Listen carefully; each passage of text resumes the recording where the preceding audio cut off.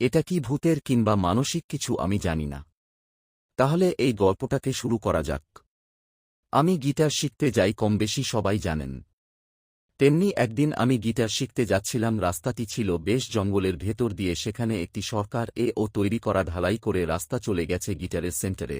সেই রাস্তা দিয়ে আমি সাইকেল চালিয়ে যাই গিটার শিখতে। সেখানে একটি মহিলা সাদা কাপড় পরে রাস্তার ধারে দাঁড়িয়েছিল। আমি প্রথমে দেখে ভেবেছিলাম কোন জায়গা থেকে জল ফল নিয়ে আসছে কিংবা কোথাও গিয়েছিল ওখানে থেকে আসছে। ওই দিকে নজর না দিয়ে নিজের গন্তব্যস্থানে যাচ্ছিলাম।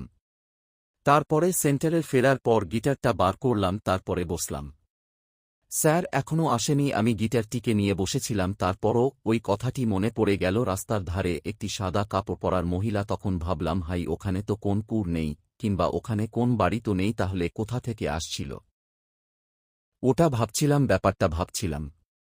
তারপর স্যার চলে এলো। স্যারকেও এই ব্যাপারে বললাম। স্যার বলছে না, আমি খেয়াল করিনি কিংবা দেখতে পাইনি সাদা কাপড় পরা মহিলাটিকে। তারপরে গিটার বাজানোর পর প্রায় 1 ঘণ্টা পর আমি গিটারের ব্যাগে গুছালাম। তারপরে সাইকেল নিয়ে রওনা দিলাম আমার বাড়ির দিকে।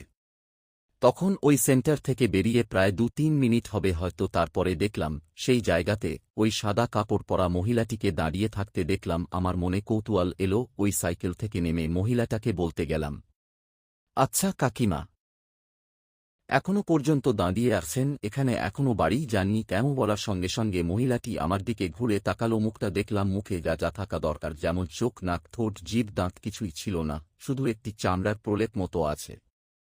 আমি দেখে ভয় পেয়ে গেলাম প্রচণ্ড। তখন মায়ের কথা মনে পড়ে গেল। মা বলে রেখেছিল, যদি কোনো ভূত দেখা যায় তাহলে লোহাকে ধরে নিতে। লোহা ধরলে ভূত আর কিছু করতে পারবে না। আমি সঙ্গে সঙ্গে সাইকেলের চেপে বললাম। তারপরে ওই মহিলাটি বলছে, কি হোলা বাবা, পালিয়ে যাচ্ছ কেন? তোমার কি ভয় লেগেছে? আমি শুধু তোমার সঙ্গে যেতে চাই আমার বাড়ি পাশে। তারপর আমি সাহস করে বললাম, এখানে তো কোন বাড়ির মেয়ে কাকিমা? বলল, সোজা যাবে, দেখবে বাঁদিকে একটি টালিওলা বাড়ি আছে, সেখানে আমাকে ছেড়ে দেবে।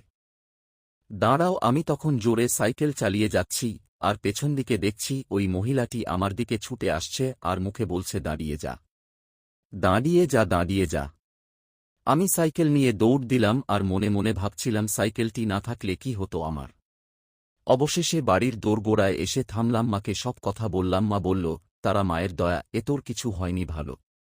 এখনো পর্যন্ত ওই ঘটনাটি আমায় ভাবিয়ে যায়।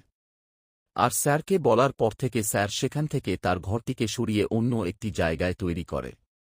সেখানে সব ঠিকঠাক চলে, ক্লাস